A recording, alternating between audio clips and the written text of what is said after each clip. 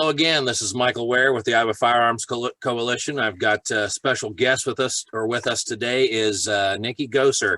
I'm going to introduce her just in a second here and let you know about her book. We've also got Senator Jason Schultz, Representative Matt Windschitl, and Representative Steve Holt. Thank you, everyone, for being here today. Nikki, author of the book Denied a Chance. I've got it here. I've been reading down through it. I'm not quite finished yet. I've actually changed that book. What's that? That's the old book. This is the new one. The new one is what? Oh, Stalked and Defenseless. Yes. Okay. Yeah. That one isn't sold anymore. Okay. Yep. All right. Well, so does this would mean it's worth more? See what? This one's worth more now? Probably. Okay. All right. Well, why don't you, as I said, why don't you go ahead and tell us a little bit about yourself, and we'll begin the conversation. Sure. Like you said, I'm Nikki Goeser. I'm from the great state of Tennessee, and I'm a victim of a violent crime. My husband, Ben, was murdered right in front of me by a man who was stalking me back in 2009. And this happened in a restaurant where my husband and I were running our mobile karaoke business. And it was a gun-free zone. And because of Tennessee state law at the time, I had to leave my permitted legal firearm that I normally carried for self-defense locked inside of my vehicle. Of course, the man who was stalking me did not have a permit to carry, brought a gun into that gun-free zone illegally. And when I asked management to please remove him because I realized I was being stalked, he pulled a .45 when they confronted him to ask him to leave from under his jacket. And he came up behind Ben and shot him in the head, and then stood over Ben and continued to fire 6 more rounds into him. I will probably wonder for the rest of my life if I could have prevented that. Of course, I'll never know. Because I was stalked and defenseless, and I was denied a chance to have the opportunity to protect us. So I've done my best over almost the past 12 years to educate the public about how dangerous gun-free zones are. They make good law-abiding people vulnerable and helpless. And quite frankly, what better place for an evil person to choose to attack where they know that their intended victim has no way to protect themselves. And we see this time and time again on the news. Unfortunately, the media does not tell the public the truth. The majority of mass public shootings happen in gun-free zones. It's just the public doesn't know that. And unfortunately, so many of these people that support gun control, they talk about, how dangerous guns are. And I don't believe that guns just themselves are dangerous. It's whoever's holding that gun can either be a good person or a really bad person. And guns are used every single day to save innocent lives. And I'm a huge Second Amendment supporter. I never blamed the gun for Ben's death. I blame the murderer, and I blame those who legislated me out of my right to protect us. I think that police play a very important role in helping to fight crime, but even the police know that they can't be anywhere and everywhere at any time. I was told that the police arrived within 3 minutes of that 911 call that night. But I can tell you, that's very fast. Yes. That is very fast reaction time. And the only reason they got there so quickly was because a couple of police officers were already at an apartment complex just down the road from the restaurant when the call came in. And, 3 minutes is fast, but I have to tell you, when it's happening to yourself or your loved one, it seems like an eternity. And that man was ultimately sentenced. And unfortunately, it was a bench trial. There was no jury. The murderer, as you know, gets to choose that. And the judge was Seth Norman, Democrat. He was notoriously known in Nashville for being a drug court judge. And he was pretty lenient on drug offenders. And, you know, that's fine. Drug offenders can rehabilitate and rejoin society. But Seth got a murder case. Seth got my husband's murder case. And despite all of the overwhelming evidence of first-degree premeditated murder, Seth dropped it to second degree. Now, let me tell you, when the police searched this man's vehicle at the crime scene, they found 2 more guns, ammunition, a baseball bat, binoculars, gloves, rope, and a knife. Whoa. Yeah.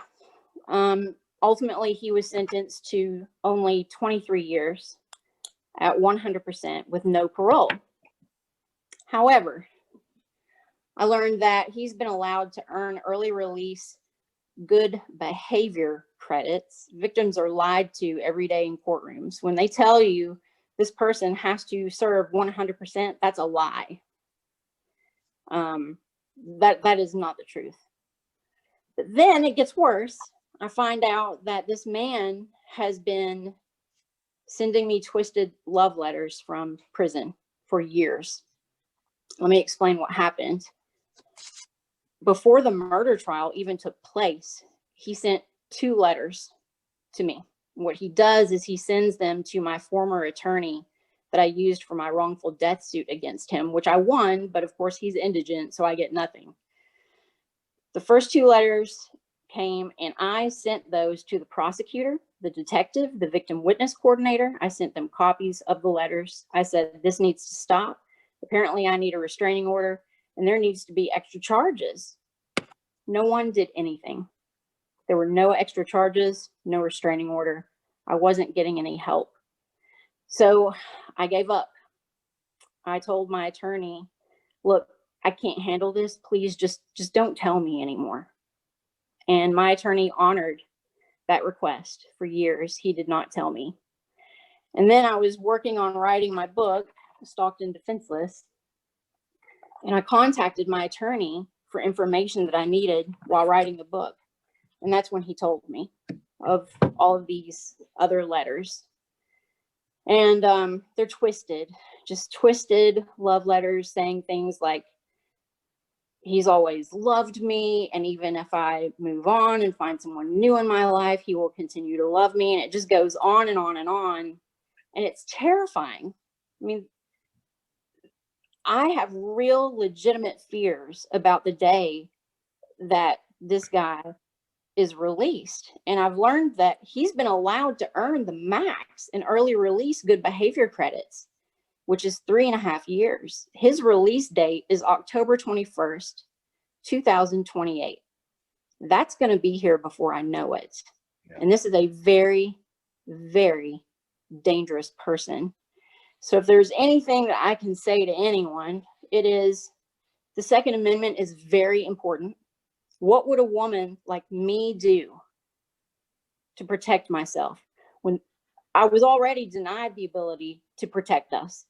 Now they're going to let him out of prison early after stalking me from prison, harassing me from prison. That's not good behavior.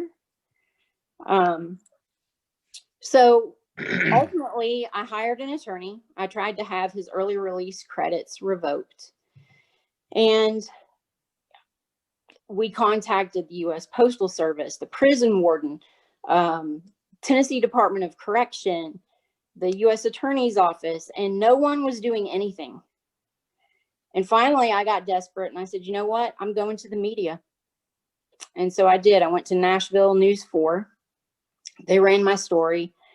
And lo and behold, the U.S. Attorney's Office called and they had the case and they're going to charge him. So he has been officially charged now with the federal crime of stalking because he's using the U.S. Postal Service to send me these letters from prison.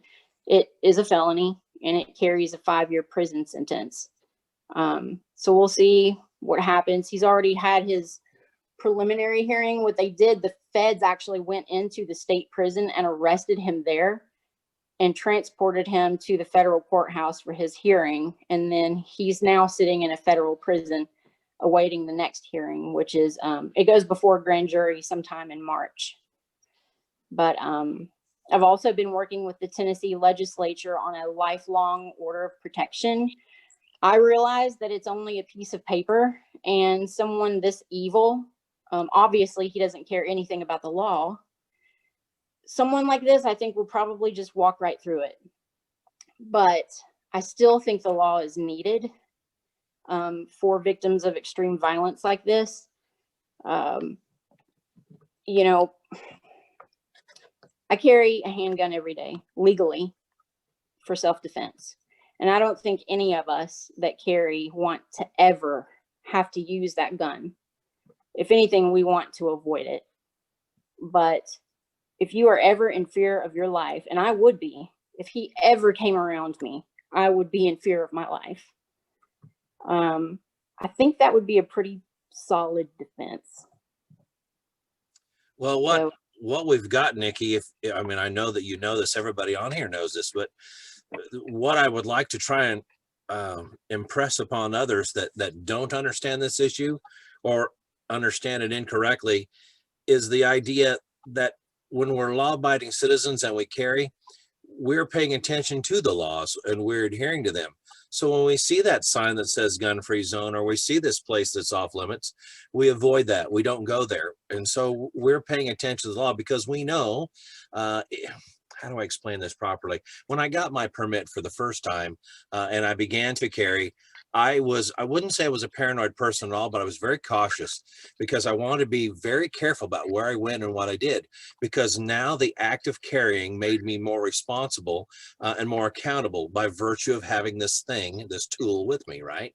So I learned very quickly that the stakes were elevated in everything I did. Every possible confrontation that you could think of, I found myself becoming a very passive person because I wasn't interested in any conflict at all. So the act of carrying changed me, not from being somebody who was foolish, although I'm glad my wife isn't on this call, not from somebody who was foolish, but to be somebody who's very mindful about what was going on. So I would tell people that don't understand this, when you begin to carry, you become more responsible by default. It elevates you. And so we're adhering to the laws. And when you build gun-free zones, that means, Nikki, when you go there, when I go there, when the legislators that are on this call go there, we're adhering to the law. And as a result, we're defenseless, and that's wrong. I know it's wrong. Yeah, I actually worked with the sponsor of the restaurant carry bill here in Tennessee, and the law was changed. It's been in place since like 2010. As long as you've got your handgun carry permit, as long as you're not drinking any alcohol, you can now carry in restaurants that serve alcohol. They're still allowed to post a sign saying no guns allowed, but that's up to the business owner. It's no longer state law. I'm curious what, yeah, Matt, why don't you go ahead? All right. So, Michael, by extension, what we're saying, can you hear me okay? Yeah. All right. By extension, what we're saying is that when we're depriving the law-abiding citizen from being able to exercise their individual fundamental right in these places that we just automatically categorize as weapons-free zones or gun-free zones, the people that don't normally carry, that are not of like mind like you and I, they are then put at a higher risk, just like we are, because they don't have people like us around them that are more than willing to walk into that fray if some bad situation happens and some bad actor comes on the scene. Not only is it just about us becoming defenseless and being deprived of that fundamental right of self-defense, but it's about everybody around us, everybody else that's in those locations as well. And that's where I think that we really have to start having that conversation with folks who maybe don't view Second Amendment virtues like you and I do, Michael, or like Steve does, or Nikki, or Jason does, but highlight those things. Like when we carry, we are taking on that added responsibility, but it's not just about us wanting to have our rights maintained and our rights being able to be pushed forward. It's about protecting everyone around us as well. And that's where I think that we need to make those inroads. Not only, you're right about that, but one thing that I often skip, and I'm glad that we're talking about this, is I would tell you that there's a net decrease in safety in any gun-free zone, not just because Nikki and I are denied, okay, but because the people who walk around there that actually believe that the gun-free zone has merit, as if this sticker magically makes us safe. So they walk about these places as if they're actually safe there. And the fact of the matter is they're far less safe. So they treat a gun-free zone sticker or a sign or whatever as if it had validity, but it's truly a total false sense of security. I watch people walk around schools and businesses and places in the public or a park that has a sign or whatever else, and they walk around with their chest out and they're like, nothing can touch me here because this is a gun-free zone. And I'm like, well, gosh, if a sticker did well, then I would plaster them all over my car, you know, or whatever, you know, don't hit me or whatever, because it would work, right? And then they look at you like you're crazy. I'm like, that's right. The sticker doesn't do anything for you, but you believed it. Unfortunately, the bad guys don't. Go ahead, Steve. I was just going to say, boy, Nikki, everybody needs to hear your story, because we can stand on the floor of the House, and in the last couple of years when I've done various bills in support of the Second Amendment, I've talked about how ridiculous it was for people to believe that a sign stuck up there was going to make a criminal not carry a gun in, and in fact it was creating a shooting gallery scenario for the law-abiding citizens, because that's who's going to obey the law. They can listen to me, or they can listen to Matt, they can listen to Jason all day long, but we're sort of talking hypotheticals. In your situation, horrific situation, but you have an actual example of a situation where you were denied the right to have your firearm, and because of that, somebody precious to you, somebody that you love dearly, is gone. And that could have been a very different scenario had you had the right to have your firearm, but in fact you were denied that right.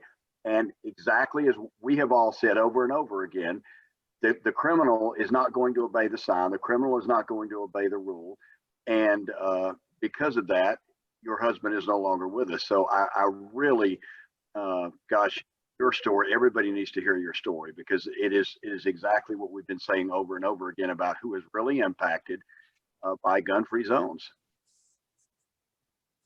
You got anything, Jason?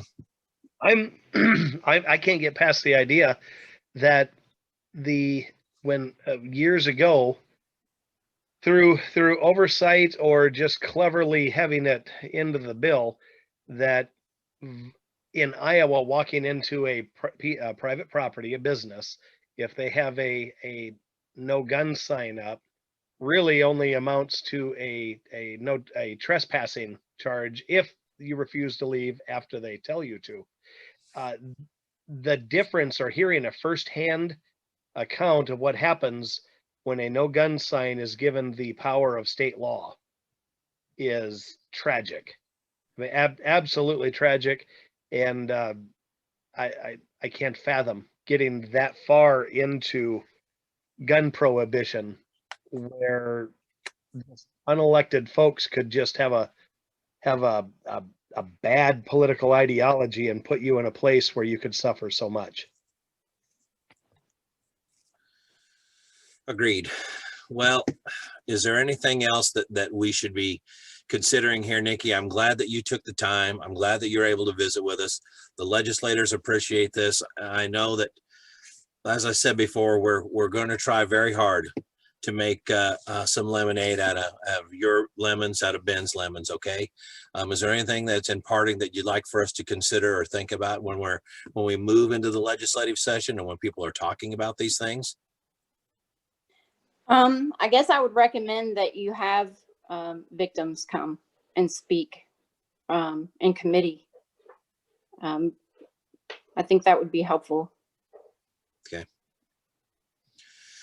There's probably a natural hesitancy to do that, and we'll see what we can do about that. And I appreciate very much, and I thank you for your strength and your stamina throughout this horrific experience. I mean, I read this the first paragraph of the first chapter of your book to my wife a couple times over the last month or so. It says, "Today will be the last day of my husband's life. Ben and I have been married for 1 year, 4 months, and 2 days. Ben has just 16 and a half hours to live on this earth with me, 16 and a half hours of time, and we have no idea the end is coming. Little do we know, the end of our future together is already set in motion." Now, that's a book. That's the beginning of a book that nobody should have to write. Everybody on this call needs to know that, and everybody does know that, but everybody beyond this call, beyond this video, needs to understand that those words shouldn't be uttered by people anymore. And I thank you for your work and your service, Nikki. Thank you very much.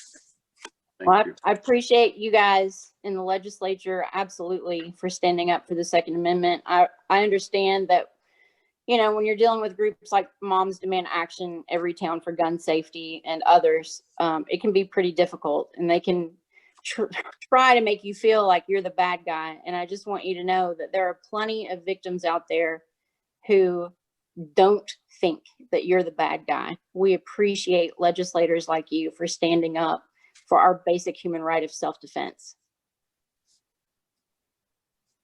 Thank you. Thank you. Thank you, Nikki. Okay, we are signing off now. Nikki Goeser, thank you again. Representative Holt, Representative Windschitl, Senator Schultz, you guys, thank you very much. I would like to do a few more videos like this. Nikki, if you're willing to come back and talk to us some more, we'd love to have you. Thank you guys so much. I appreciate it. Thank you. Thanks from Iowa Firearms Coalition. Thank you, Nick. Bye-bye.